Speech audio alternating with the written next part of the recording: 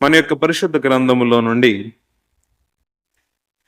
యెషయా గ్రంథము 42వ అధ్యాయము 5వ వచనమును చదువుకొని మన యొక్క ధ్యానమును ప్రారంభించుకుందాం. యెషయా గ్రంథము 42వ అధ్యాయము 5వ వచనం.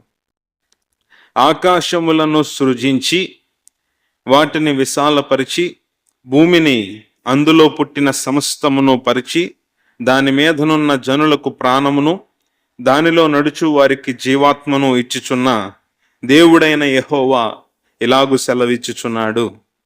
తలలో వంచుదాం, ప్రార్థన చేసుకుని దేవుని వాక్యాన్ని ధ్యానించుకుందాం. ప్రార్థన. మహాపరిశుద్ధుడు అయిన మా దేవ, కృపగల తండ్రి, దయగలిగిన మా ప్రభువా, నీకు స్తోత్రాలు. నీ వాక్యాన్ని మేము ధ్యానిస్తూ ఉండగా తండ్రి, మీరు మాతో మాట్లాడండి. అనేక విషయాలు నీ వాక్యంలో నుండి మేము నేర్చుకుంటూ ఉన్నాం.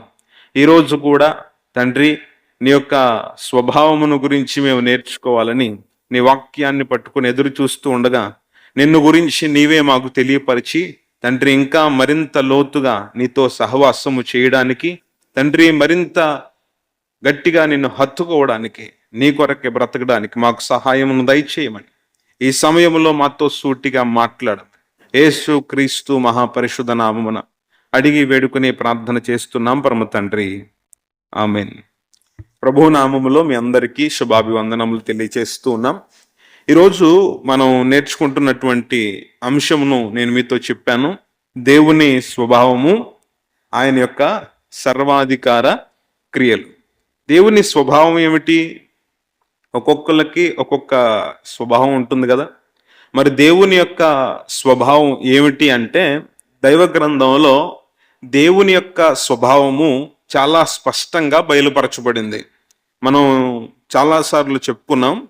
ఆదికాండము మనం చదువుతూ ఉన్నప్పుడు దేవుడు ఎలా కనబడుతున్నాడంటే సృష్టించేవాడిగా కనబడుతున్నాడు, సృష్టికర్తగా కనబడుతున్నాడు. ఆయన యొక్క స్వభావం ఏమిటి అంటే సృష్టించడం, కలుగజేయడం, సమస్తమును కూడా నోటి మాటతో కలుగజేసిన దేవుడు. మీకు మొన్న కొన్ని వారముల క్రితం కూడా దేవుని వాక్యాన్ని ధ్యానిస్తున్నప్పుడు నేను చెప్పాను. ఆదికాండము 1వ అధ్యాయం 1వ వచనం ఏమిటి అంటే, ఆది యందు దేవుడు భూమి ఆకాశములను సృజించాను. మొట్టమొదటిగా దేవుడు తన్ను తాను పరిచయం చేసుకుంటుంది ఏ విధంగా అంటే, నేను సృష్టికర్తనైన దేవుడను, సృజించువాడను, కలుగచేయువాడను అని దేవుడు తన యొక్క దైవ గ్రంథములో తనను గురించి ఆయన తెలియజేశాడు. దేవుడు ఎలాగున సృజించాడు అంటే, ఏ సోర్సు లేకుండా ఆయన శూన్యములో నుండి సమస్తమును దేవుడు కలుగజేశాడు అని దైవ గ్రంథం చెప్తుంది. ఈ మాట చాలా గొప్పది. ఎవరైనా ఏదైనా తయారు చేశారంటే ఏదో ఒక సోర్స్ని వాళ్ళు ఉపయోగించుకుని వాళ్ళు ఆ వస్తువును తయారు చేయడమో లేకపోతే ఒక యంత్రాన్ని వారు కనిపెట్టడమో, ఈ విధంగా రకరకాలు తయారు చేసిన విధానం కనబడుతుంది.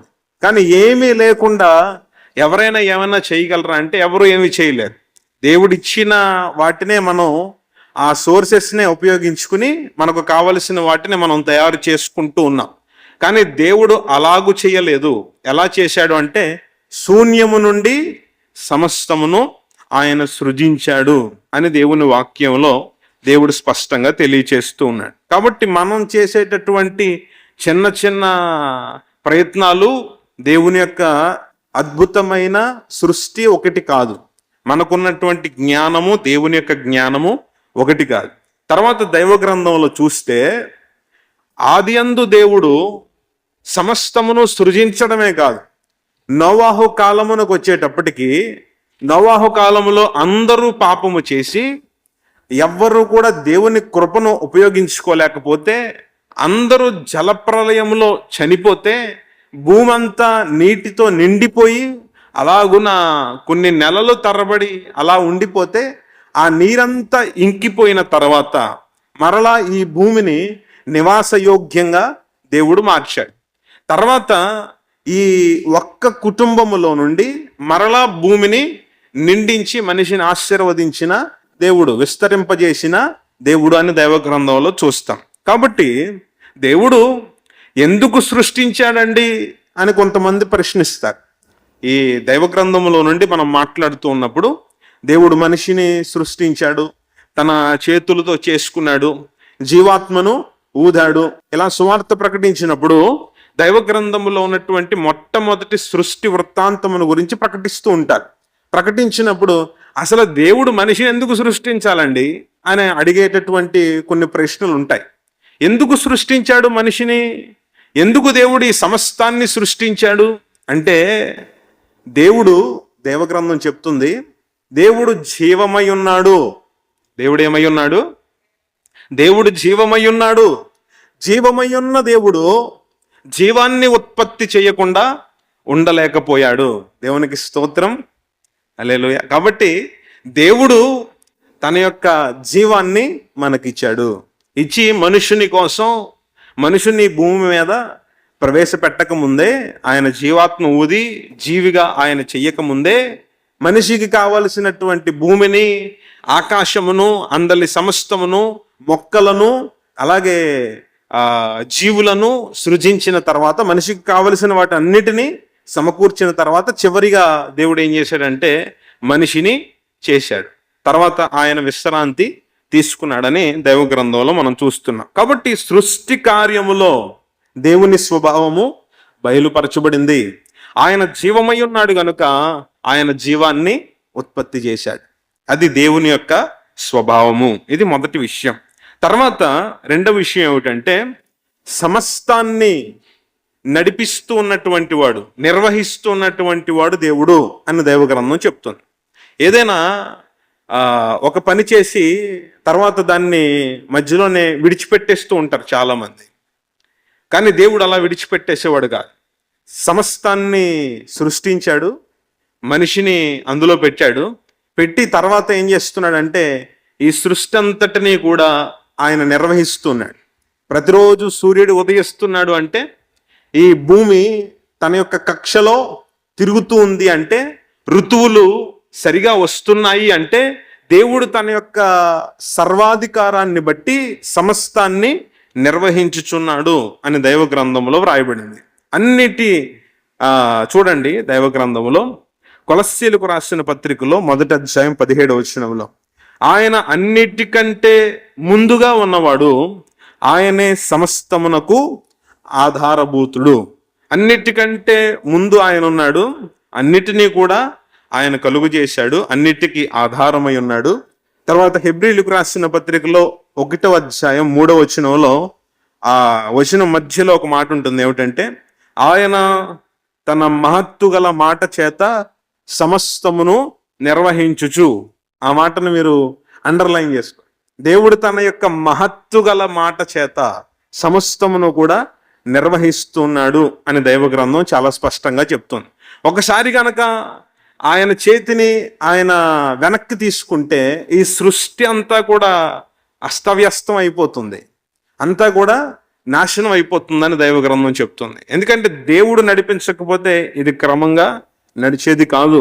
తర్వాత దేవుడు నిర్వహిస్తున్నాడు, దేవుడు నడిపిస్తున్నాడు అనే మాట విశ్వాసులకు ఎంతో గొప్ప ధైర్యాన్ని ఇస్తుంది. ఎందుకంటే మనం యాదృచ్ఛికంగా దేవుని యొక్క ఏర్పాటులోనికి వచ్చిన వారం కాదు. ఏదో యాక్సిడెంటల్గా దేవుని యొక్క సువార్తను విని మనం ఆయన నమ్ముకోలేదు. ఎలా నమ్ముకున్నాం? ఆయన యొక్క చిత్తాన్ని బట్టి, ఆయన యొక్క ప్రణాళికను బట్టి, ఆయన యొక్క నడిపింపును బట్టి ఆ సువార్త మనకు వినబడింది. దేవుడు మనలను తన వైపుగా నడిపించుకున్నాడు. కాబట్టి దేవుడే సమస్తమును నిర్వహిస్తున్నాడు అని నమ్మాలి. యోబు భక్తుని యొక్క జీవితంలో మనం చూస్తాం. అతని జీవితంలో శ్రమలు వచ్చాయి, కష్టం వచ్చింది, వ్యాధి వచ్చింది, ఎంతో శోధన అతని కుటుంబంలో ఉంది. అయినప్పటికీ దైవ గ్రంథం చెబుతున్నటువంటి విషయం ఏమిటంటే, దేవుడు అనుమతించకుండా ఆ కష్టం అతని జీవితంలోనికి రాలేదు. దేవుడే ఆ యొక్క సమయంలో ఆ యొక్క పరిస్థితిని యోబు జీవితంలో అనుమతించాడు. కాబట్టే ఆ పరిస్థితులు అతని జీవితంలోనికి వచ్చాయి. దాని వెనక దేవుడు కలిగి ఉన్నటువంటి ఉద్దేశములు ఎంతో గొప్పవి. దేవుడు నడిపించాలనుకున్నటువంటి మార్గము ఎంతో గొప్పది. అందుకే దేవుడు ఆ శ్రమ గుండా తన యొక్క భక్తుని నడిపించడానికి ఆయన ఇష్టపడ్డాడని దైవగ్రంథం చెప్తుంది.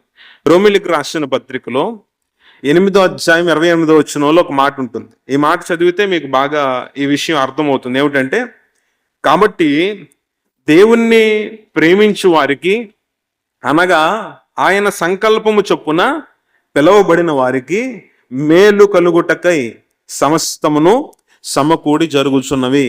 కష్టం వచ్చినా సరే, వ్యాధి వచ్చినా సరే, బాధ వచ్చినా సరే, ఎందుకు వస్తుంది అని మనం నమ్మాలి అంటే, దేవుడు నా కొరకు ఏదో ఒక మేలును ఉద్దేశించే దీన్ని అనుమతించి ఉంటాడు అని విశ్వాసంతో మనం దేవుని మాటను నమ్మాలి. ఎందుకంటే దేవుడు చెప్తున్నాడు, ఆయన ప్రేమించే వారికి, తన సంకల్పము చొప్పున పిలువబడిన వారికి మేలు కలుగుటకై సమస్తమును కూడా సమకూడి జరుగుతాయి. శ్రమ వచ్చినప్పుడు మనకేమనిపిస్తుంది? ఎవ్వరికీ లేనంత కష్టం నాకే వచ్చేసింది, ఎవ్వరికీ లేనంత గొప్ప వ్యాధి నాకే వచ్చేసింది, నాకే బాధ వచ్చేసింది అని కృంగిపోతూ ఉంటాడు మానవుడు. కానీ దేవుని వాక్యం చెప్తున్న విషయం ఏమిటంటే, ఈనాడు శ్రమ ఉన్నా, ఈనాడు ఇబ్బంది ఉన్నా, ఈనాడు నీవు కలతపడుతున్నా, ఈనాడు విచారపడుతున్నా, దేవుడు నీకు సంతోషాన్ని దయచేయడానికే ఎందుకో ఈ విషయాన్ని నీ జీవితంలో అనుమతించాడేమో అని మనం హృదయంలో విశ్వసించాలి. అలాగున విశ్వసించకపోతే మనం దేవుని వాక్యాన్ని ఏమి పాటిస్తున్నట్లు? కొంతమంది మనల్ని శోధిస్తూ ఉంటారు.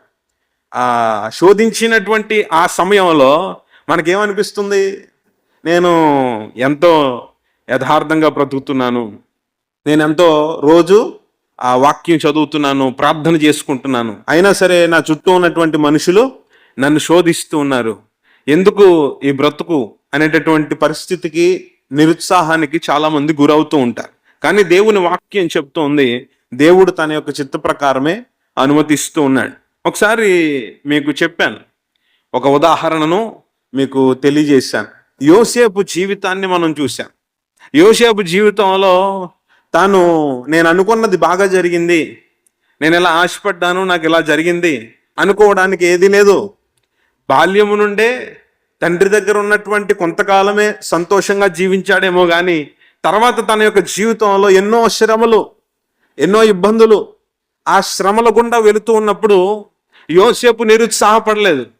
నేను భక్తిగా బ్రతుకుతున్నాను, నేను యథార్థంగా బ్రతుకుతున్నాను, దేవుని కోసం బ్రతుకుతున్నాను, అయినా సరే నేను లోయలో వేయబడ్డాను, అమ్మబడ్డాను, దాసునిగా బ్రతుకుతున్నాను, చెరసాలలో ఉన్నాను అని ఎప్పుడూ కూడా నిరుత్సాహపడకుండా విశ్వాసముతో ధైర్యముగా దేవుని కృప కొరకు స్థిరంగా ఎదురు చూసినటువంటి భక్తుడు యోసేపు.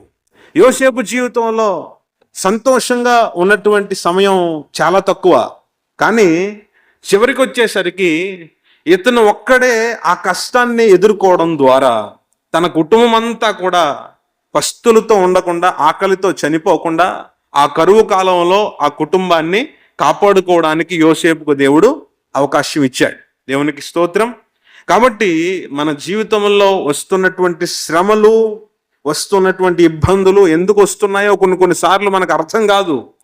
దేవుని యొక్క చిత్తాన్ని, ఆయన యొక్క ప్రణాళికలను అర్థం చేసుకోవడానికి మన జ్ఞానం సరిపోదు. అలాంటప్పుడు మనం విశ్వాసంతో నిలవబడాలి, విశ్వాసంలో స్థిరంగా ఉండాలి, దేవునికి మొర్రపెట్టాలి, దేవుని వాక్యమును చదవాలి, నిరంతరము దేవునితో సహవాసం చేయాలి. దైవ గ్రంథంలో మనం చూస్తున్నటువంటి అంశాలన్నీ కూడా మనకెంతో ప్రోత్సాహకరంగా మనకుంటూ ఉన్నాయి. మనలను దేవుడు ముందుగానే నిర్ణయించుకుని ఆయన యొక్క రక్షణ ప్రణాళికలోనికి నడిపించాడని దైవగ్రంథం చెప్తుంది. చూడండి, ఎఫెసీయులకు రాసిన పత్రిక 1వ అధ్యాయము 11-12 వచనాలు.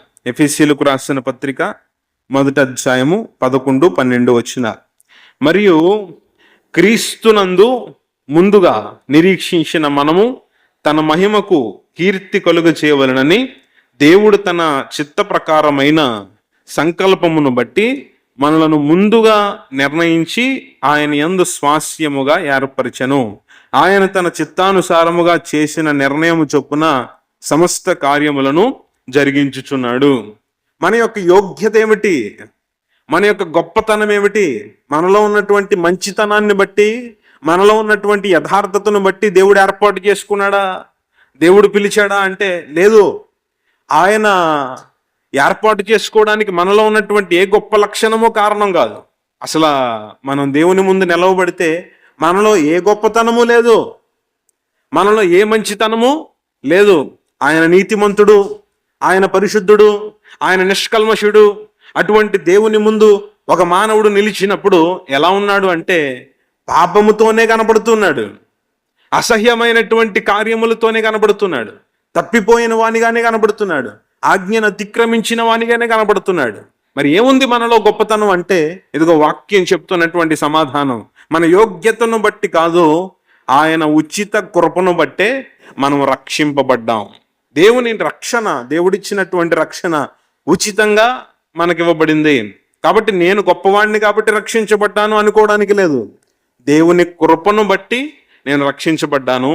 ఆయన ఇచ్చిన రక్షణను బట్టి నేను అతిశయిస్తున్నాను. దేవునికి స్తోత్రం.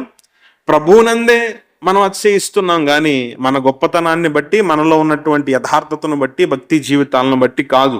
దేవుని కృప మనకు తోడై ఉంది కాబట్టి మనం ఆయన దగ్గరకు రాగలిగాం.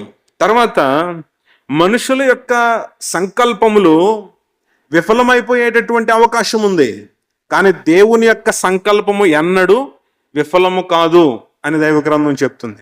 సాతానుడు ఎన్ని ఉచ్చులు కల్పించినప్పటికీ, మనం ఎంత దేవునికి వ్యతిరేకంగా మారినప్పటికీ దేవుని యొక్క సంకల్పము ఒట్టిది కాదు. ఆయన సంకల్పము ఖచ్చితంగా నెరవేరుతుంది.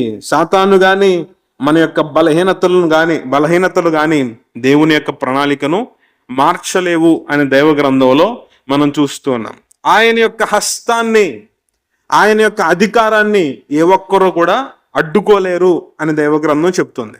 ఇక్కడ చాలామంది కొన్ని ప్రశ్నలు వేస్తారు. ఏమిటంటే దేవుడు తన యొక్క సంకల్పాన్ని బట్టి, తన యొక్క చిత్తాన్ని బట్టి అంతా కూడా జరిగిస్తున్నాడు కదండి, మరి ఇక ప్రార్థన చేయవలసినటువంటి అవసరం ఏముంది, వాక్యం చదవాల్సిన అవసరం ఏముంది అని కొంతమంది ప్రశ్న వేస్తుంటారు. మనం ఎంత ప్రార్థన చేసేసినా దేవుని యొక్క చిత్తమే కదండి నెరవేరుతుంది అని చెప్పి మాట్లాడుతూ ఉంటారు. మరి ప్రార్థన చేయడం మానేయాలా, ప్రార్థన చేయడం తప్ప?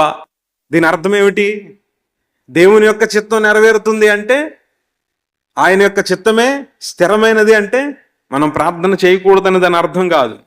ఎప్పుడైతే దేవుడు ముగింపును, రక్షణను ఎలా నిర్ణయించాడో దానికి కావలసినటువంటి మార్గాలను సువార్త ప్రకటించడం, ప్రార్థన చేయడం, దేవుని వాక్యాన్ని చదవడం, విశ్వాసంతో ముందుకు సాగడం, ఇవన్నీ కూడా ఆయనే తన యొక్క చిత్తములో ఆయన నియమించాడు. దేవుని ఏర్పాటు మనలను సోమరిపోతులుగా మార్చదు అని దైవ గ్రంథం చెప్తుంది. మనం దేవుని ఏర్పాటులో ఎలాగోన ప్రార్థన చేయడం కూడా దేవుని చిత్తమే, దేవుని వాక్యాన్ని చదవడం దేవుని చిత్తమే, దేవుని కొరకు ఎదురు చూడడం దేవుని చిత్తమే. కాబట్టి ఆయన చిత్త ప్రకారమే మనం దేవుని సన్నిధిలో మోకాళ్ళు వేస్తున్నాం. నిరీక్షణతో, మరింత భయభక్తులతో బ్రతికేలాగున ఈ మాట మనలను ముందుకు నడిపించాలే కానీ సోమరపోతులుగా చేయకూడదు. కొంతమంది వాక్యాన్ని తప్పుగా అర్థం చేసుకుంటూ ఉంటారు. దేవుని యొక్క చిత్తమే నెరవేరుతుంది అంటే ఆ సమయంలో కష్టం వచ్చినప్పుడు దేవుని చిత్త ప్రకారం ఒకవేళ కష్టం వస్తే ఆ కష్టములో నేను మోకాళ్ళు వేసి ప్రార్థన చేశాను అంటే దేవుని చిత్త ప్రకారమే నేను మోకాళ్ళు వేశాను, దేవుని చిత్త ప్రకారమే ప్రార్థన చేస్తున్నాను, దేవుని చిత్త ప్రకారమే దేవునితో సహవాసం చేస్తున్నాను, విశ్వాసంలో స్థిరంగా ఉన్నానంటే దేవుని చిత్త ప్రకారమే నేను స్థిరంగా ఉండగలుగుతూ ఉన్నాను. కాబట్టి దేనిని కూడా మనం నిర్లక్ష్యం చేయడానికి, సోమరితనంతో ఉండడానికి లేదు. దేవుని యొక్క స్వభావము ఇక్కడ బయలుపరచబడింది. ఆయన స్వభావం ఏమిటంటే దేవుడి తన యొక్క ప్రణాళిక ప్రకారము సమస్తమును జరిగించువాడు. అది ఆయన స్వభావమై ఉంది అని దైవ గ్రంథం చాలా స్పష్టంగా చెప్తోంది. తర్వాత ఒక విషయాన్ని మీతో బోధించి నేను ముగిస్తాను. చూడండి, యోహాను సువార్త 6వ అధ్యాయము 44వ వచనాన్ని చూస్తే అక్కడ ఇలా రాయబడి ఉంది. యోహాను సువార్త 6వ అధ్యాయము 44వ వచనం, నన్ను పంపిన తండ్రి వానిని ఆకర్షిస్తేనే గాని ఎవ్వడూను నా యొద్దకు రాలేడు, అంచె దినమున నేను వానిని లేపుదును. ఇక్కడ చూడండి, ఆకర్షించడం గురించి చెప్పబడింది. మనం చాలాసార్లు చాలామంది దగ్గరకు వెళ్ళి సువార్తను ప్రకటిస్తూ ఉంటాం, దేవుని వాక్యాన్ని బోధిస్తూ ఉంటాం. ఎంత చెప్పినా కూడా కొంతమంది ఏమంటారంటే వీళ్ళు మారండి అంటారు, వీళ్ళు ఇంకా మారండి అంటారు. అలా అనకూడదు. ఎందుకంటే స్వార్థ పని చేయడం దేవుని యొక్క చిత్తం అనుకుందాం. మనం దేవుని యొక్క పనిని ఆయన చిత్త ప్రకారం చేస్తూ ఉన్నప్పుడు కార్యమును జరిగించేవారు ఎవరు? దేవుడే. హృదయమును తెరిచేవాడు దేవుడే అని దైవగ్రంథం చెప్తుంది. లూదియా హృదయమును దేవుడు తెరిచాడట. లూదియా హృదయాన్ని దేవుడు తెరిచాడు. అప్పుడు ఆమె ఉన్నటువంటి సత్యాన్ని బాగా అర్థం చేసుకోగలిగింది. కాబట్టి మనం స్వార్థ ప్రకటిస్తే మారిపోవాలి అనుకోకూడదు. మనం ఏదో చెప్పేస్తే వెంటనే వాళ్ళు స్పందించేయాలి అని ఆశపడకూడదు. ప్రభువా నీ చిత్తాన్ని బట్టి నాకు ఈరోజు అవకాశం దొరికింది, వాళ్ళకి నేను స్వార్థ ప్రకటించాను, వారి హృదయంలో నీవు కార్యమును జరిగించు ప్రభువా అని దేవుని యొక్క సన్నిధిలో ప్రార్థన చేయాలి. అప్పుడు దేవుడు తాను చేయవలసినటువంటి కార్యాన్ని ఆయన చేస్తాడు. హృదయాలను ఆయన తెరుస్తాడు. హృదయము తెరిచినప్పుడు ప్రతి ఒక్కరు కూడా దేవుని దగ్గరికి వస్తారు. చిన్నతనంలో మేము ఆడుకుంటూ ఉండేవాళ్ళం. మ్యాగ్నెట్ దగ్గర ఒక పిన్ని పెట్టి ఆడుతూ ఉండేవాళ్ళం. దూరంగా ఒక పిన్ని పెడితే మ్యాగ్నెట్ ఏం చేస్తుంది? ఆ పిన్నిని ఆకర్షిస్తుంది, వచ్చి ఆ మ్యాగ్నెట్కి అంటుకుపోతుంది. ఎంతకాలం ఉన్నా సరే అది అలాగే ఉంటుంది, ఊడి రాదు. ఎందుకు అంటే అక్కడ ఈ అయస్కాంతం ఏం చేస్తుందంటే ఇనుమును ఆకర్షిస్తుంది. ఇప్పుడు మరలా ఉదాహరణ చూడాలంటే ఒక తల్లిదండ్రులను మీరు చూడండి. పిల్లల దగ్గరగా వాళ్ళు ఎక్కడో ఆడుతున్నారు అనుకోండి, వాళ్ళని పిలిచి నాన్న ఎలా రా అని ఇలా మనం చేతులు చాపితే వాళ్ళు ఆడటం మానేసి పక్కన పెట్టేసి ఆ బొమ్మలో కూడా పరిగెట్టుకుని వచ్చి మనల్ని హత్తుకుంటారు. ఇది ఏ విధమైనటువంటి ఆకర్షణ అంటే తల్లి ప్రేమ తన యొక్క బిడ్డను ఆకర్షిస్తుంది. అందుకే బిడ్డ వాటన్నిటిని విడిచిపెట్టేసి పరుగు పరుగున వచ్చి హత్తుకుంటూ ఉన్నాడు. ఒకనొక సమయం ఉంది. ఆ సమయాన్న దేవుని పిల్లలు కూడా దేవుని యొక్క కౌగిటిలో భద్రపరచబడతారు. ఒకనొక సమయమున ప్రభువుని ఎదుర్కొన్నప్పుడు మనుషుడు ఎలాగున ప్రభు దగ్గరికి వెళ్తాడంటే పరుగు పరుగున దేవుని దగ్గరికి వెళ్ళిపోతాడు. ఆయన తన బిడ్డలను హత్తుకుంటాడు, ముద్దు పెట్టుకుంటాడు.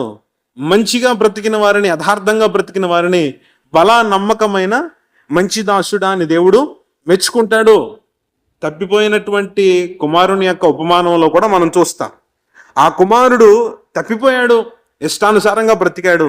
కానీ తండ్రి దగ్గరకు పశ్చాత్తాపంతో తిరిగి వచ్చినప్పుడు తండ్రి కౌగిలించుకుని ముద్దు పెట్టుకుని ఆ కుమారునికి కావలసిన వస్త్రములనిచ్చి బంగారమునిచ్చి ఎంతో వైభవంగా తన యొక్క కుమారుణ్ణి మరలా తన ఇంటిలో చేర్చుకున్నాడు.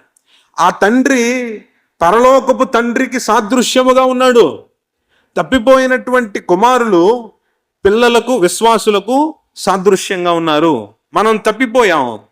దేవుడేమంటున్నాడు అంటే పశ్చాత్తాపంతో నీవు నా వైపు వస్తే, నీవు నా వైపు తిరిగితే, నీవు ఆ పాప జీవితాన్ని విడిచిపెడితే నేను మరలా నిన్ను స్వీకరిస్తాను, హత్తుకుంటాను, ముద్దు పెట్టుకుంటాను అని దేవుడు ఎంతో ప్రేమగా తన వైపుగా ఆయన ఆహ్వానిస్తూ ఉన్నాడు. ఇటువంటి ఆహ్వానమును అర్థం చేసుకున్నటువంటి ప్రతి ఒక్కరూ కూడా సువార్త వారి హృదయాల్లోకి చేరినప్పుడు ఖచ్చితంగా వచ్చి ప్రభువుని హత్తుకుంటారు, దేవుని వాక్యాన్ని హత్తుకొని జీవిస్తారు. కాబట్టి మనుషులు మరి యొక్క మనిషిని మార్చాలంటే అది సాధ్యపడే విషయం కాదు. దేవుడే మనిషిని మార్చేవాడు, హృదయములను తెరిచేవాడు అని దైవగ్రంథం చెప్తుంది. ఒక చిన్న ఉదాహరణ చెప్పి నేను ముగిస్తాను. అపొస్తలుడైనటువంటి పౌలు వ్రాసినటువంటి ఎన్నో గొప్ప గొప్ప విషయాలను మనం ధ్యానిస్తూ ఉంటాం. అతని యొక్క జీవితంలో మొదటి స్థితి ఎలా ఉంది అంటే దేవునికి వ్యతిరేకమైనటువంటి వ్యక్తిగా ఉన్నాడు.